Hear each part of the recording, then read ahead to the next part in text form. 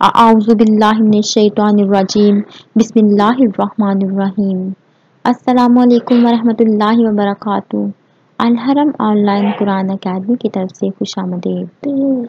आज मैं आपको एक बहुत ही प्यारा फरमाने रसूल सल्लल्लाहु अलैहि वसल्लम पढ़कर सुनाऊंगी, लेकिन इससे पहले मैं आप लोगों से गुजारिश करूंगी कि अगर आप मेरे चैनल पर नए हैं तो इसे लाइक और सब्सक्राइब करें और अपने दोस्तों में इसे ज़रूर शेयर करें और हमारे साथ सदका जारिया का हिस्सा बनें।